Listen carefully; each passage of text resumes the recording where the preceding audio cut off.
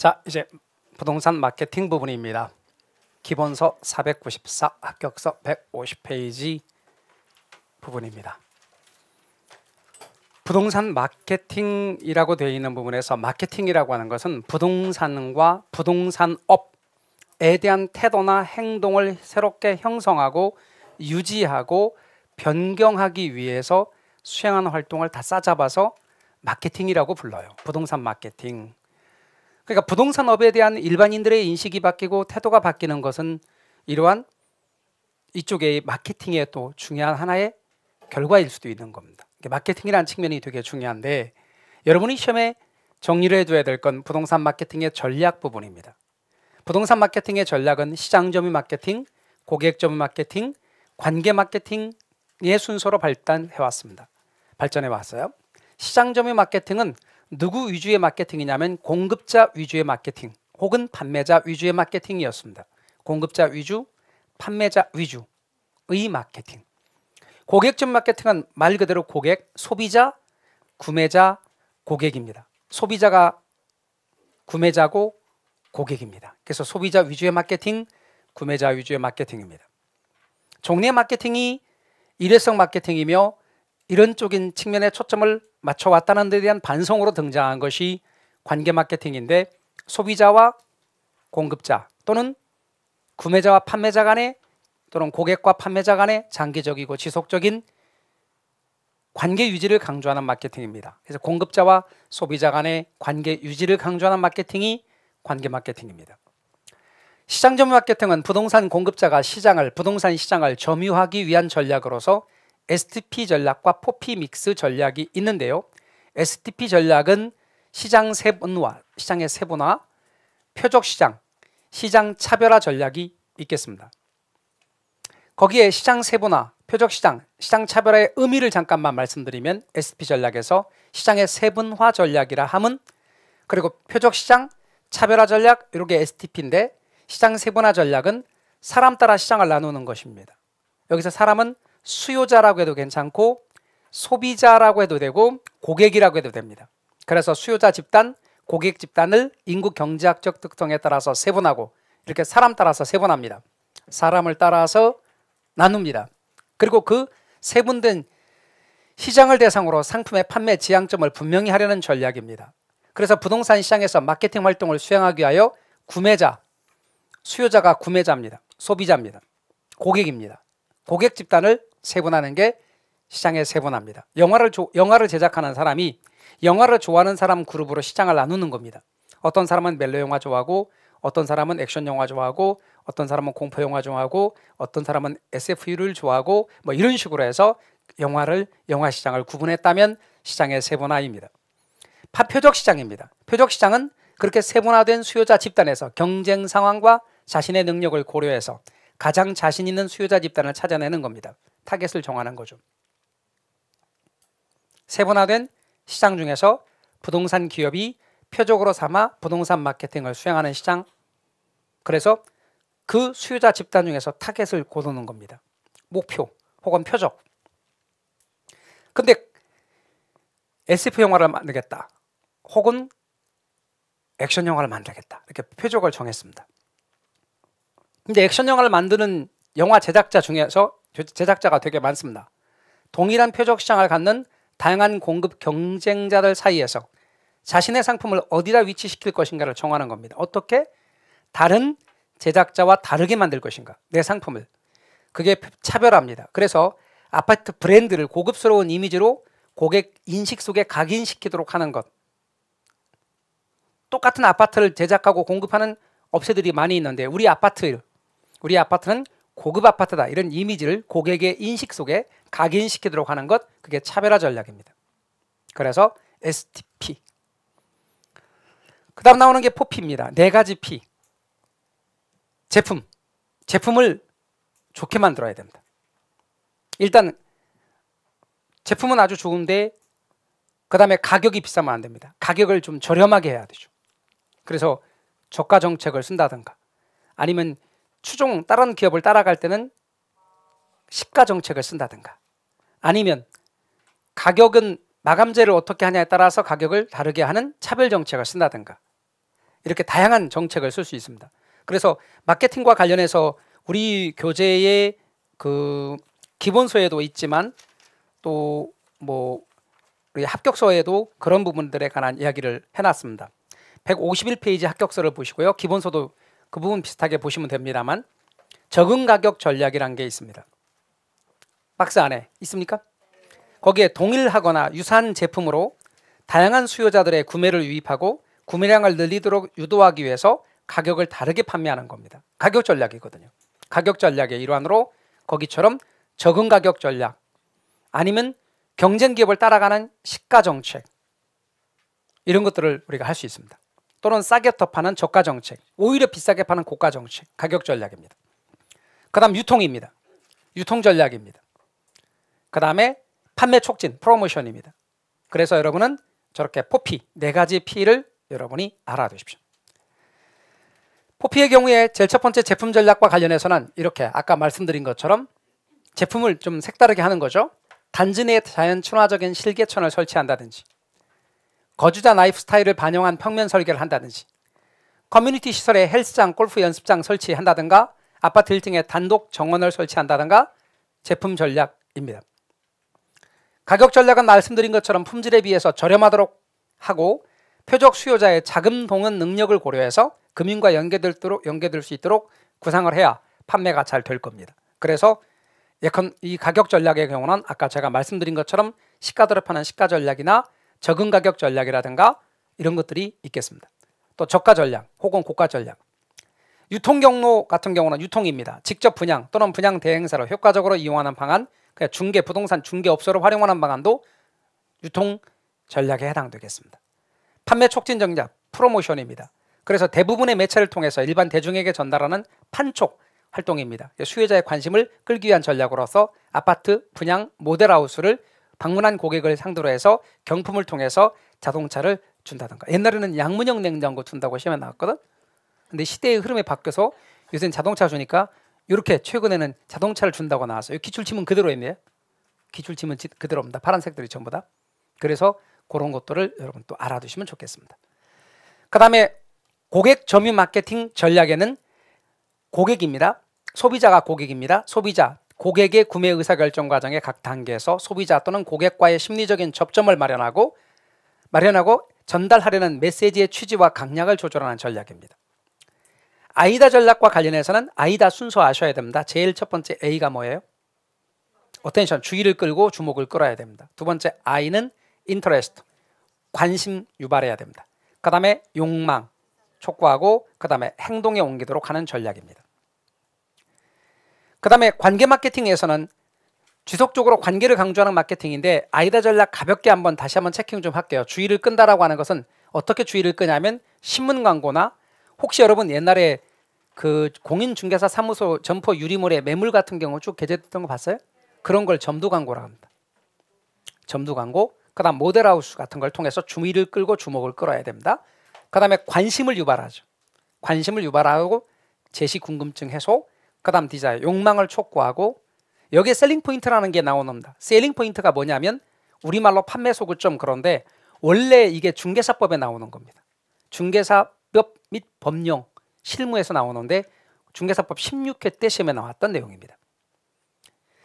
그래서 원래 작년 책만 하더라도 중개사법 책에 자세히 기술했는데 이제 시험에 워낙에 안 나오다 보니까 올해 중개사법 책에는 좀 빠져 있는 내용입니다. 상품으로서 부동산이 지니고 있는 여러 특징 중에서 구매자에게 만족을 주는 특징, 그게 바로 셀링 포인트, 판매 소구점, 구매자에게 만족을 주는 특징들을 강조하는 것입니다. 그 다음에 행동에 옮기도록 한다는 것, 이제 사도록, 살 수 있도록 마지막 유도하는 것이죠. 그래서 이렇게 아이다의 순서도 여러분이 좀 감을 잡으실 필요가 있습니다. 그 다음에 관계 마케팅은 아까 소비자가 고객이라고 그랬습니다. 그 소비자와 공급자 간의 지속적인 관계 유지를 강조하는 마케팅. 그래서 마케팅의 기본적인 순서 아시고 그대로 요 내용도 여러분이 좀 정리해 놓으셔야 됩니다. 바이럴 마케팅, 우리가 바이러스 할 때도 이렇게 쓴다 그랬습니다. 퍼져나가는 겁니다. 입소문 마케팅. 그래서 SNS나 블로그나 유튜브도 거기에 속하겠습니다. 바이럴이라고 하는 거죠. 그래서 입소문 마케팅이라고 생각해 주시면 좋겠습니다. 비용은 적게 들이지만 그리고 강력한 효과를 거둘 수 있지만 거꾸로 부정적인 측면도 많습니다. 댓글이 고객의 댓글들, 예컨대 평, 리뷰 보고 음식점에 엄청 거기에 막 평점도 좋고 음식 맛이 좋다고 평돼 있는데 알고 보니까 알바든지 아니면 음식점 같은 경우에 그 좋은 댓글 남겨주면 뭐를 서비스해 준다 그래서 그 서비스를 받기 위해서 이렇게 전부 다 댓글을 좋게 써줬어. 그것을 보고 우리는 판단한다면 그것은 좀 잘못된 판단이 될 수 있죠. 상품평을 남겨주시면 뭐를 서비스로 준다. 여러분 화장품 살 때 뭐를 서비스로 준다. 상품평 남겼습니다. 그것도 전부 다 고객의 선택을 호도하게 만드는 그러한 것들이죠. 근데 그런 걸 보고 리뷰가 몇 개 달렸다. 몇천 개 리뷰가 달렸다. 다 좋다고 한다. 이런 식의 것들은 바로 바이럴 마케팅의 커다란 단점이 되겠습니다.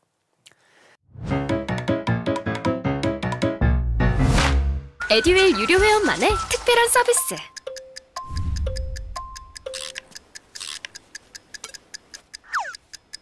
하치하차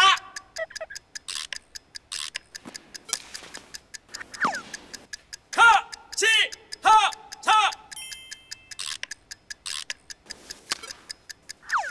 정답! 같이 하자 친구야 에듀윌 유료 회원!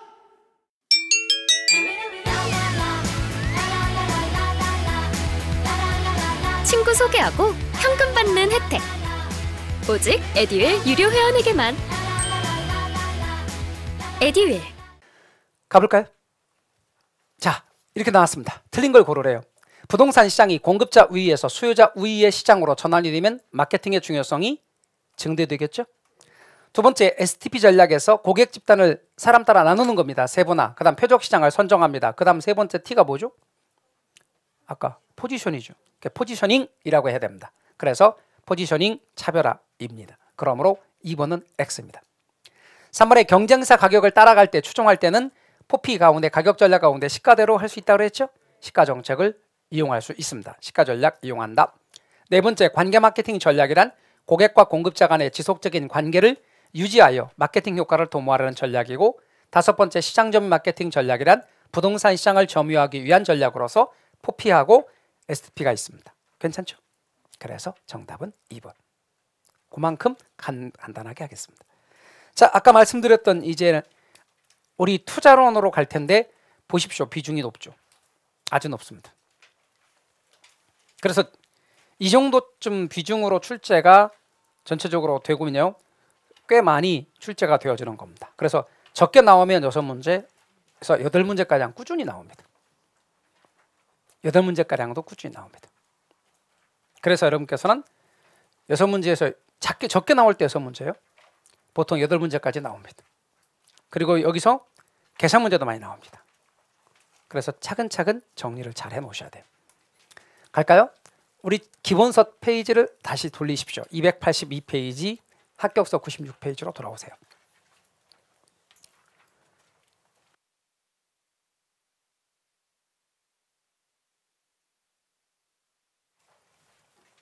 자, 이제 투자의 3단계라고 붙여봤습니다. 투자는 다음과 같은 3단계를 거치는데요. 제일 첫 번째는 우선 먼저 이 부동산이 무슨 부동산이냐면 투자의 대상이 되어지는 부동산. 그래서 뭐라고 불러요? 네, 투자성 부동산 혹은 수익성 부동산, 수익형 부동산 등으로 불러요. 수익형 부동산이라 해도 돼요.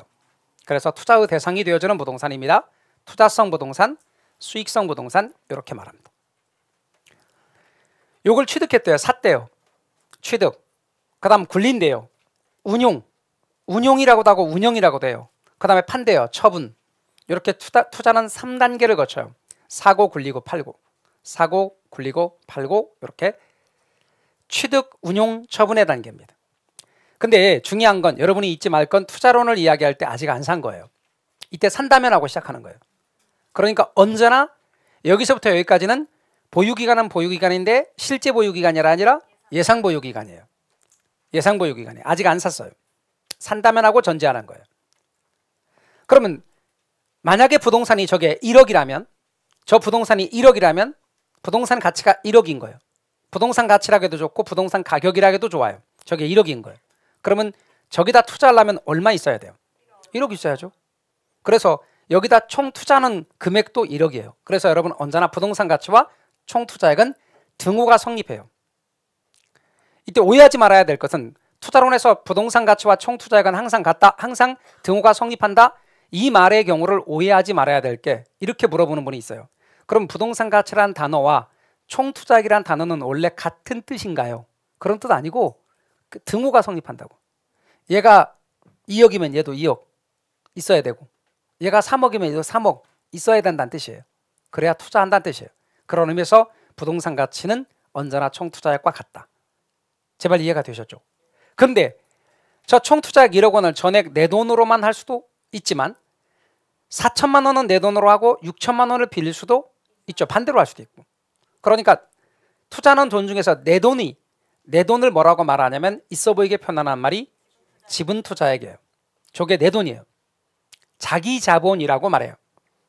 그런데 자기 자본, 지분 투자액을 있어 보이게 표현하는 두 글자로 말하면 자본이에요. 자본. 저게 자본 이렇게 말해요. 자본 혹은 뭐 지분 그래도 괜찮아요. 자본입니다. 그럼 빌린 돈.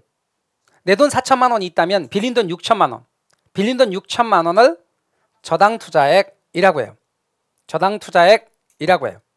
저건 빌린 돈이에요. 빌린 돈 6천만 원인데 이게 타인 자본이고 이걸 부채라고 해요. 부채에는 빌린 돈이기 때문에 이자가 나가요. 우리 이자율 몇 퍼센트 이렇게 하죠. 그래서 여러분께서는 차입 이자율이 만약에 몇 퍼센트다 이렇게 하면 그 차입 이자율을 이자라고 하는 것이 나간다는 것 알아두십시오. 그 다음 투자할 때 나가는 돈이겠죠? 그럼 투자할 때 나가는 돈을 뭐라고 부르냐면 현금 유출 이렇게 말해요. 나가는 돈이에요. 들어오는 돈은 굴릴 때 들어오고 처분할 때 들어오는데 굴릴 때 들어오는 것은 운영을 통해서 들어오니까 이게 임대용 건물이라고 가정할까요? 그럼 임대료 수입. 토지라고 가정하면 지대 수입. 그러니까 임대료 수입이나 지대 수입 같은 것이 들어올 것이고 그것을 뭐라고 하냐면 영업소득이라 그래요. 영업소득은 부동산 보유하는 동안에 발생하는 소득인데요. 그것을 인컴 게인, 네 글자로 소득이득이라 그래요. 뭐라고 한다고요? 그러니까 다시 한번요. 소득이득이면 건물이면 뭐라고? 임대료 수입. 토지라면 뭐라고? 주대 수입. 이렇게 보유 기간 동안에 발생하는 걸 인컴 게인이라 해요. 소득이득. 근데 이걸 팔 때 양도 차익이 발생해요. 매매 차익. 양도 차익, 매매 차익이 발생해요. 1억 5천에 팔았대요. 그러면 양도 차익, 매매 차익이 얼마예요? 5천만 원을 처분 소득, 처분할 때 발생하는 소득, 그것을 뭐라고 하냐면 자본이득이라 그래요. 주식을 샀다, 팔았다, 매매 차익 발생합니까? 그러면 자본이득이에요. 부동산, 건물을 샀다, 팔았다, 매매 차익 발생할 수 있죠? 그건 뭐예요? 자본이득이에요. 토지를 샀다, 팔았다, 매매 차익 발생하면 자본이득이에요. 이렇게 소득이득과 자본이득이 발생해요. 이거는 현금이 들어오는 거예요. 현금 유입이에요. 그런데 언제나 소득에는 세금이 따라간다는 걸 잊지 마십시오. 소득 있는 곳에 세금이 있기 때문에 영업소득에 대한 세금을 영업소득세 그래요. 그런데 여기는 처분소득세라는 것은 없어요. 자본이득에 대한 세금이거든. 그래서 우리 학문적인 측면에서는 자본이득에 대한 세금을 다 싸잡아서 자본이득세라 그래요. 저걸 세법상에서는 대표적인 우리나라의 자본이득세는 양도소득세가 있어요. 그러니까 양도소득세보다 자본이득세라는 개념이 포괄적이고 넓은 개념이고 요거는 학술상의 개념이고 세법상에는 대표적인 양도소득세가 있더라. 그러니까 여러분은 개론에서는 우선 양도 차익에 대한 세금 그러면 나중에 세법과 관련해서 우리 부동산 조세 배울 때는 양도소득세로 이야기하긴 하지만 이렇게 투자론과 관련해서 이야기할 때는 그냥 자본이득세라고 하는 표현을 쓸 때 그게 뭘 의미하는지 알아두십시오. 자본이득에 대한 세금을 다 싸잡아내기고 구체적인 하나의 자본이득세 예로서 양도소득세가 있다. 자, 그러면 여러분 돈이 들어온다 그랬죠? 여기 현금 유입이에요. 들어온 돈이에요. 요건 나가는 돈, 요건 들어온 돈. 현금 유출, 현금 유입. 이쪽이 크면 투자할 거고 이쪽이 크면 투자 안 할 거고. 투자는 몇 단계를 거친다고? 취득, 운용, 처분. 그런데 이 중에서 운용이 없거나 있어도 지극히 형식적일 때 이게 없으면 취득하고 처분으로 갈 거니까 이런 건 투기라고 우리가 말을 할 거예요. 그러니까 투기는 뭐가 없느냐? 운용이 없어요. 그래서 자본이득만 목적으로 하는 거예요. 투자는 소득이득과 자본이득을 모두 얻는 데 비하여 투기는 자본이득만 목적으로 한다. 이렇게 하시면 돼요. 그래서 부동산 투자에는 이때 돈이 확실하게 1억 원이 나가고 불확실한 미래의 수익을 기대하기 때문에 따라서 확실한 현재의 소비를 희생해서 불확실한 미래의 수익을 기대하기 때문에 반드시 불확실성 때문에 위험이 따라가요. 그래서 언제나 위험이 따라간다는 걸 잊지 마십시오. 현재의 확실한 소비를 희생하고 불확실한 미래의 수익을 기대하는 행위가 바로 투자다. 자, 그 다음 우리는 투자액과 수익, 그 다음에 수익률에 대해서 이야기를 해보겠습니다. 여러분, 언제나 투입이 있어야 산출이 있어요.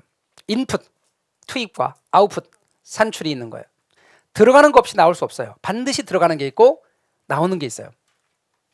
들어가는 게 있고 나오는 게 있는 거예요. 그럼 투자론에서 투입의 경우는 투자액이에요. 산출의 경우는 수익이나 소득이라 그래요. 그래서 여러분, 수익과 똑같은 말이 소득이에요.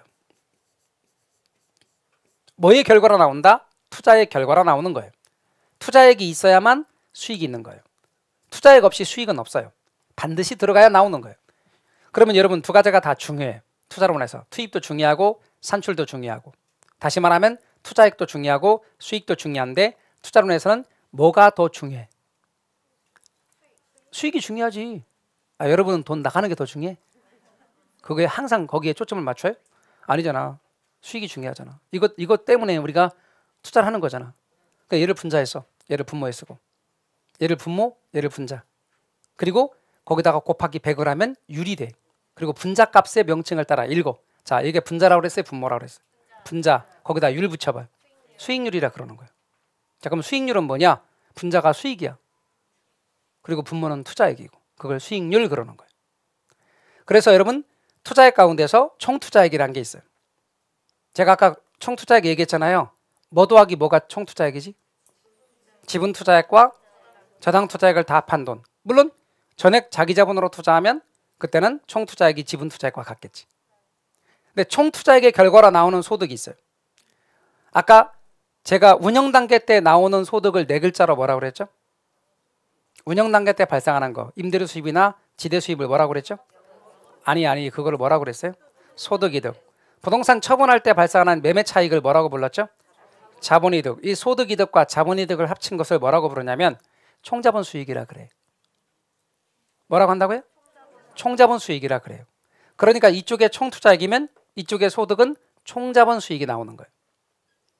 다시 한번 말합니다. 소득이득이 있고 자본이득이 있고 두 가지를 합친 것을 총자본 수익이라 한다. 이 소득이득과 자본이득을 합친 거예요. 그러면 만약에 여러분 여기에 지분투자액이 있다고 쳐. 지분투자액이 있고 저당투자액이 있잖아요. 그러면 지분투자액의 결과로 발생하는 수익은 뭘까? 지분수익이겠지. 저당투자액도 있다고 했죠. 그럼 저당투자액의 결과로 발생하는 수익은? 저당수익이면 돼요. 따라서 지분투자액, 지분수익. 지분투자액이 자기자본이라고 그랬어요. 자본. 그리고 여기 부채라고 그랬어요. 그럼 지분투자액의 결과로 지분수익이 나오고 저당투자액의 결과로 저당수익이 나온다고 말씀드렸죠. 이렇게 짝을 맞추는 거지. 그럼 이제 질문합시다. 다시 한번 말씀드리지만 제가 이쪽이 분모고 이쪽이 분자고 곱하기 100을 하면 뭐라고 불렀죠? 수익률이라고 했다. 수익률이라고. 그러면 지분투자액을 분모로 하고 지분수익을 분자로 한 건 뭐라고 부르면 돼? 지분수익률을 하면 돼. 지분수익률이요. 그러면 저당투자액을 분모로 하고 저당수익을 분자로 한 걸 뭐라고 말하면 돼? 저당수익률. 자, 원리 아시겠죠? 안 어렵죠? 그냥 그대로 말하면 되니까. 그러면 다시 제가 얘가 분모고 얘가 분자면 수익률 내지는 소득률입니다. 수익률이에요. 그렇다면 얘는 뭐라고 말하면 돼? 총자본 수익률이라고 말하면 돼. 그러면 얘는 뭐라고 말하면 돼? 지분 수익률이라고 말하면 돼. 그럼 얘는 뭐라고 말하면 돼? 저당 수익률이라고 말하면 돼. 질문합시다. 수익률은 뭐분의 뭐냐고. 이게 항상 분자로 간다고. 이렇게 여기다 수익, 그리고 분모는 투자액을 써주면 된다고. 투자액을 할 때는 아무 말 없이 투자액 그러면 보통 총투자액을 쓴다고 생각하면 돼. 투자액분의 수익이라고요. 그러면 여러분은 투자액이라는 말도 그냥 그거 빼기 위해서 제가 이렇게 쓸게요. 투자액분의 수익이다. 이렇게. 그리고 곱하기 100 이런 개념이에요. 자, 그렇게 놓으면 총자본 수익률의 경우를 말하겠습니다. 총자본 수익률을 말하셔요. 그러면 분자가 뭐예요? 분자가 총자본 수익이고 분모는 총투자액 곱하기 100. 자, 지분 수익률의 분자는 지분 수익이고 분모는 지분 투자액 곱하기 100. 저당 수익률임 분자가 저당 수익이고 분모는 저당 투자액 곱하기 100. 이렇게 됩니다. 그다음 저당 투자액은 대출액이에요. 그리고 저당 투자액은 대출액이고 저당 수익이라고 하는 것은 대출해주는 대출기관인 금융기관의 수익. 그러니까 이게 뭘까? 금융기관 입장에서는 이자 수익. 그러면 돈을 빌리는 우리는 투자로는 언제나 지분 투자자 관점에서 이야기할 거거든. 그러면 지분 투자자 입장에서는 이 돈을 빌린 사람이죠. 그러면 이 돈을 빌린 사람이니까 돈을 빌리고 거기에 대해서 지급하는 거니까 이건 다른 말로 지분 투자자 관점에서는 뭐죠?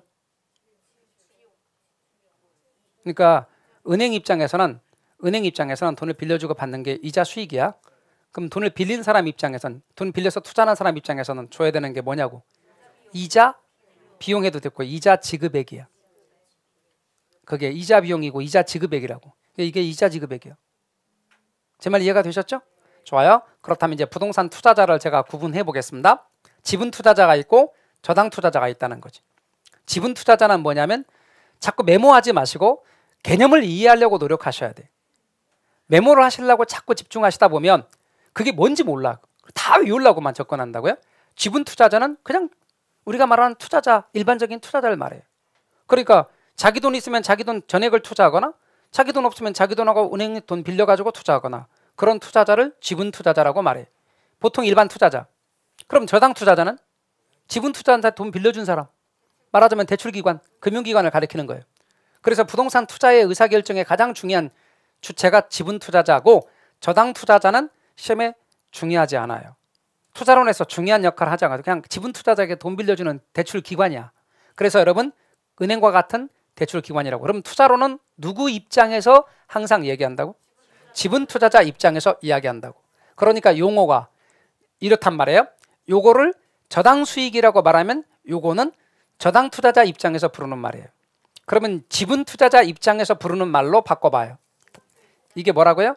요게 이자 지급액이 된다 그 말이에요. 그래서 앞으로 여러분은 이렇게 내용을 아시면 돼요. 그러면 질문합시다.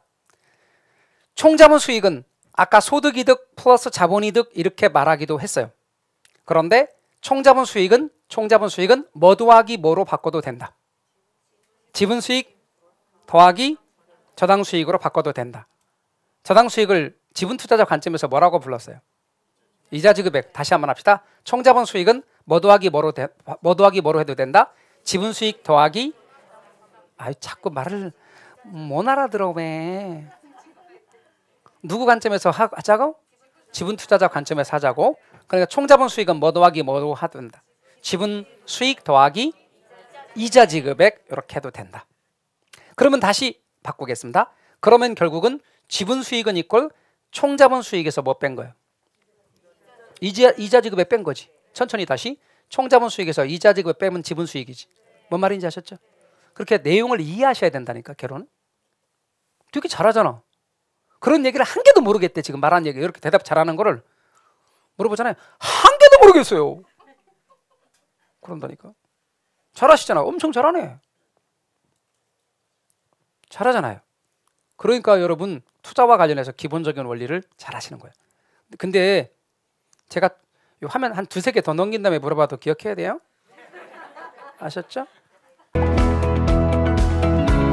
직장 다니면서 시험 합격하기가 쉽지 않아요. 혼자 공부하면 물어볼 데도 없고 에듀윌 유료 회원은 평일 야간에도 심지어 주말에도 밀착 관리를 해주니까 의지가 많이 됐어요. 에듀윌은 합격의 지름길입니다. 자, 그다음 부동산 투자의 종류로 가봐. 휘발성 정도가 아니더라고. 휘발성은 있다가 날아가는 거잖아. 원래 없는 것처럼. 그래서 계속 반복이 기적을 만들 때까지. 여러분, 부동산 투자의 종류입니다. 실물 투자와 재무 투자가 있습니다. 그냥 별거 아니야. 실물에 투자하는 거예요. 금이나 은이나 보석이나 골동품이나 부동산이나. 그리고 재무 투자는 공채, 주식, 유가증권 이런 것들을 다 싸잡아서 가리키는 거예요. 그런데 인플레이션은 물가가 한 번 올라가는 게 아니라 물가가 지속적으로 올라가고 화폐 가치는 떨어지는 현상이고, 디플레이션은 거꾸로 디플레이션은 반대가 되는 거예요. 그런데 여러분 이런 단어가 있어요. 인플레이션기에 실물 투자 대상, 부동산 같은 특히 실물 투자 대상은 인플레이션의 해지 수단이 된다라고 표현해요. 이 해지란 말이 뭐냐면 울타리, 방어한다는 뜻이에요. 그러니까 물가 상승률이 5%예요. 근데 부동산에 있어서의 수익률이 예컨대 소득이득에 해당되는 것 5%와 자본이득에 해당되는 것 5%가 있어서 토탈 10%야. 그러면 물가 상승률 커버하고도 5% 남죠. 그래 안 그래요? 그렇기 때문에 부동산 같은 실물 자산이 인플레이션기에는 인플레를 커버하고도 또는 방어하고도 남는다. 이런 의미에서 인플레이션 해지 이렇게 표현합니다. 해지 또는 발음 좀 편하게 하기 위해서 해지 이렇게 해도 좋습니다. 그래서 인플레이션 해지 그렇게 아셨죠? 나중에 안 했지 그러면 안 돼요. 저 했지? 했지? 예, 했지. 자, 그 다음에 인플레이션의 의미를 아셨으면 디플레이션은 반대. 물가가 지속적으로 떨어져서 화폐 가치가 오르는 현상이 디플레이션인데 우리는 대개 인플레이션기를 전제하고 이야기할 때가 많아요. 그래서 여러분 금융을 일부러 먼저 했죠? 금융 때도 변동금리, 고정금리도 인플레이션기를 전제해서 이야기를 했고 투자론의 경우도 인플레이션기를 주로 전제해서 이야기를 많이 해요. 자, 그 다음 부동산 투자도 장점이 있고 단점이 있어요. 장점, 단점이 있는데 첫 번째 장점, 지렛대 효과 향유할 수 있는데 이거는 좀 이따 설명을 해야 됩니다. 두 번째는 절세 효과, 세금을 절약하는 효과가 있는데 질문합시다. 아까 여러분 투자 후 3단계 말씀하셔요. 취득, 운용이라고 합시다. 그 다음 처분, 이렇게. 그리고 운용 단계 때 소득 이득이 바로 영업소득이라 그랬습니다. 그리고 처분 단계 때 자본이득에 해당되는 처분소득이라는 것이 있습니다. 자, 그런데 이때 세금이 뭐죠? 영업소득세였죠. 영업소득세였습니다. 영업소득세.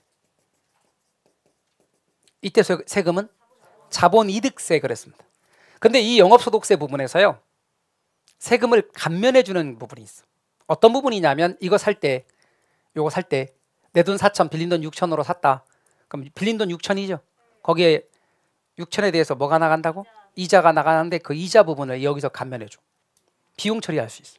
그래서 차입금 이자에 대한 감면 혜택이 있어요. 그 다음에 건물이 감가상각 되겠죠. 그 감가상각액도 비용 처리할 수 있어요. 그래서 여러분은 이렇게 차입금 이자 지급액과 감가상각액 이 두 가지는 영업소득세 부분에서 감면 혜택이 있어요. 자, 공제 혜택이 있다고. 감면이나 공제는 플러스일까 마이너스일까? 마이너스. 그래서 여러분 나중에 세금 계산할 때 마이너스 처리해. 뭐하고 뭐를 마이너스 처리하느냐? 이하고 감. 이렇게 두 개. 이하고 감을 마이너스 처리해. 자, 이하고 감을 마이너스 처리하는 걸 우리 한번 살짝 보고 오겠습니다. 어디서 이하고 감을 마이너스 처리하는지 살짝, 제가 아까 뭐 부분에서 가면 마이너스 처리한다 그랬어요? 예, 영업소득세 계산할 때 마이너스 처리한다 그랬어요. 합격서 페이지를 제가 말할게요. 110페이지. 합격서 페이지 110페이지. 거기에 영업소득세 계산의 왼쪽에 순대이감, 세대원감 있습니까? 네, 순대이감, 세대원감. 거기에서 여러분 이하고 감을 마이너스 처리하지. 그죠? 그 다음 기본소득 보겠습니다. 잠깐만 빌려주세요. 기본서 페이지를 말씀드리면 기본서 페이지는 328페이지입니다. 328페이지 왼쪽에 순대이감, 세대원감에 이하고 감이 마이너스 돼 있습니까? 됐나요? 그래요. 거기서 마이너스 처리하는 이유가 영업소득세 공제 혜택이 있기 때문에 그렇습니다. 자, 기본서는 아니야, 합격서는 몇 페이지라고? 110페이지. 기본서는 몇 페이지라고? 328페이지. 거기 부분에서 그렇게 돼 있다.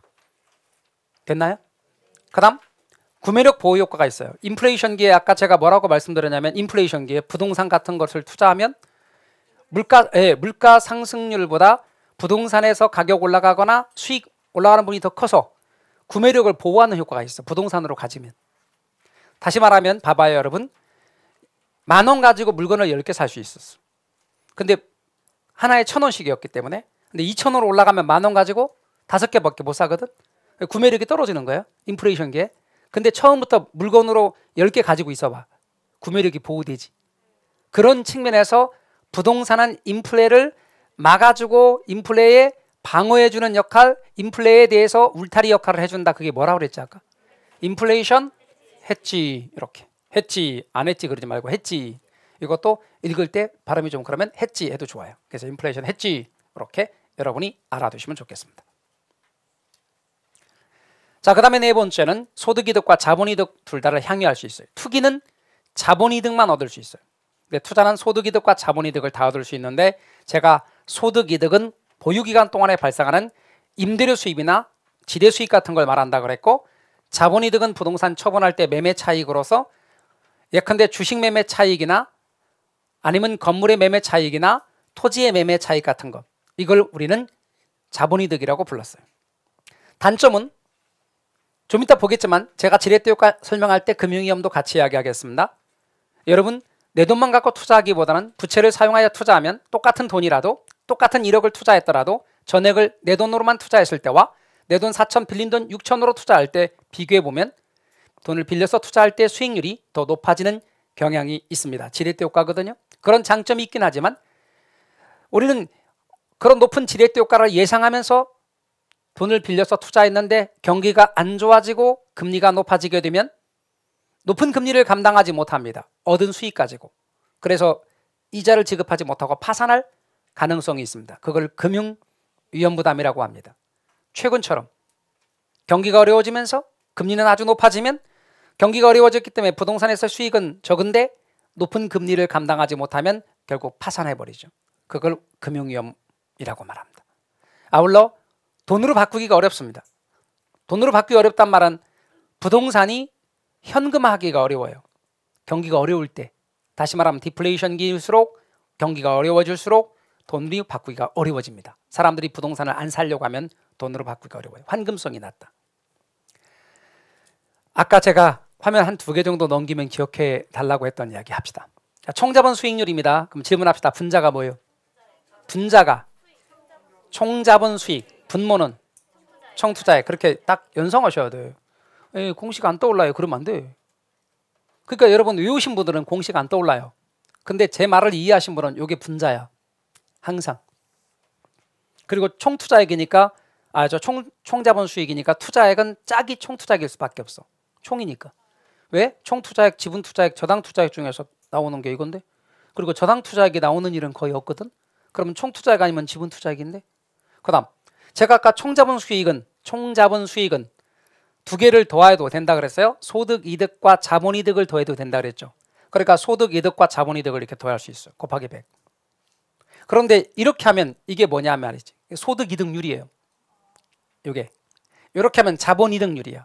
그러니까 소득이득률과 자본이득률을 더할 수 있어요. 제 말 이해가 되셨나요? 그 다음 이렇게 할 수 있다는 얘기고 그게 총자본 수익률이고 종합수익률이에요. 총자본 수익률을 종합수익률이라고 부르기도 해요. 그 다음에 자기자본 수익률이 지분수익률이에요. 두 가지를 다 많이 써서 위치를 바꿔봤어요.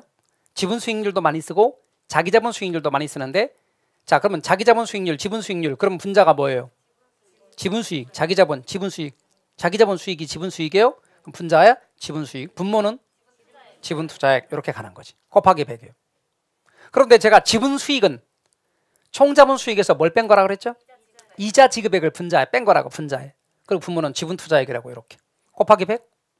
이걸 여러분이 딱 기억하고 내시면 이거 계산하는 거 잘 나오는데 아무것도 아니라니까. 그래서 가장 먼저 계산기로 누를 게 얘예요. 얘를 첫 번째 누른다. 그 다음에 일단 계산기에 저장한다. M 플러스. 그 다음 뒤에 걸 계산한다. 그 다음에 앞에 저장한 데서 뺀다. M-MR. 나누기 지분투자액 곱하기 100. 답이야. 이게 아주 기계적으로 착착착 하는 거예요. 그러면 우리는 식 필요 없어. 계산기 그 순서로만 누르면 무조건 답이 나오는 거예요. 그래서 여러분 자기자본 수익률. 근데 말이죠. 여러분이 유념할 게 하나 있어요. 여기에서 이자율이 눈에 보이나 봐요.